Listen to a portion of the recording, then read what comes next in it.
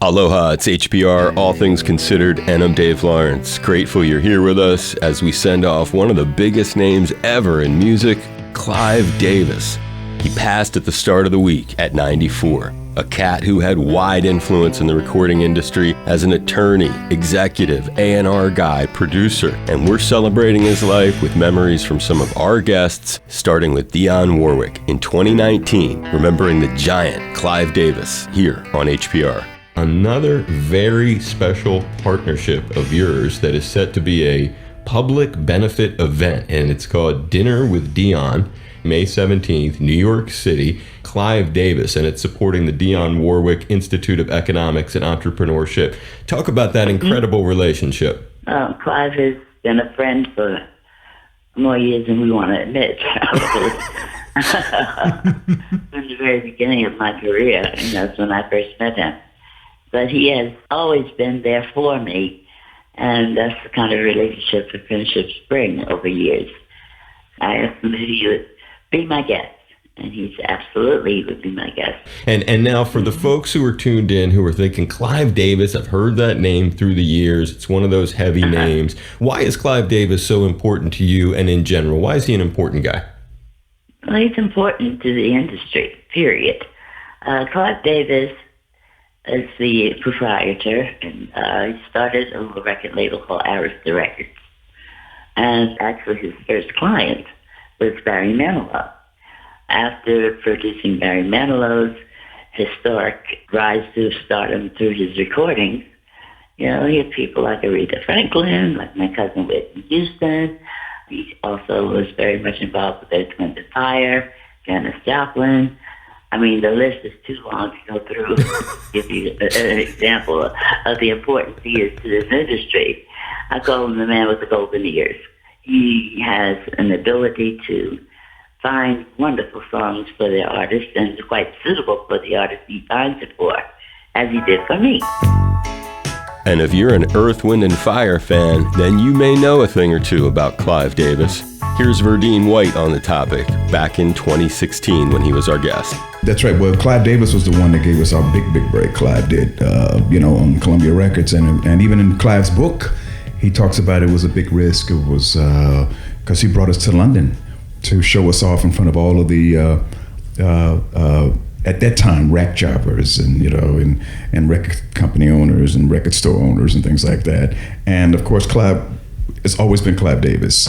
And so other labels followed him. Trendsetters. Exactly. After he did it on CBS Records and Warner Brothers did it and Elektra Records did it, then a lot of the records invested. You had African American disc jockeys, you had radio. It really started a huge explosion at that time. We got some real insight into Clive Davis when in 2021, Judy Collins told us about the last time just a few years back that she got to spend time with Joni Mitchell. Thanks to Clive. And when was the last time, on that note, that you've seen her? Clive Davis arranged for us to be together at a Grammy party 2 years ago. Oh. And I went out. He has this quite famous pre-Grammy party.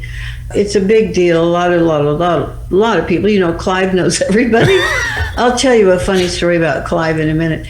So he arranged for Joni to come, and she was still very limited. She was in a wheelchair, and she was not talking or speaking or anything at that point. But he got her to the Hilton in Los Angeles, and he got me there, of course, with the band and so on. And I was able to sing both sides now to her. Wow. And so he felt very good about putting that together, and it was very sweet of him to do that. I'll tell you, when we did a podcast with Clive, I've known Clive also for almost 60 years, and my lawyer, David Braun, introduced me to Clive early on in New York. I moved here in 63, and right away I was going to parties where Clive was throwing them or other people were throwing them in the business. So I've known him forever.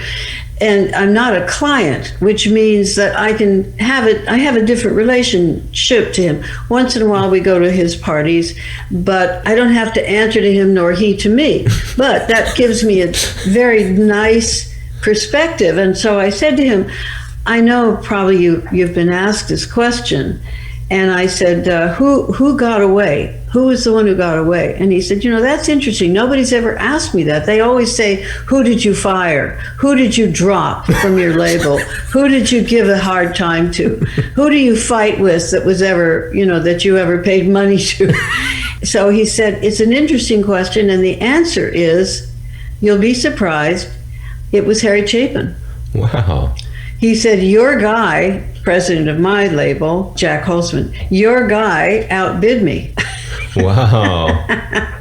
And that's his big loss of... that was the one that got away. And Clive, what a heavy-hitting cat. My. One of the biggest... Oh, yes. You've just heard his name so much. He's been so important to so many people. We just had Carlos Santana on not that long ago. Oh, Carlos Santana. And that story, of course, I said to Clive, that just gets me every time. It just brings tears to my eyes because there was the comeback. Right. There was the big blowout comeback. I said, that's a miracle that you did that for an artist who had put in so much time and so much work and so much gravitas and history and great music. And then there comes the relive, the rebound, the resurface. It was wonderful. And even bigger, though. Even bigger.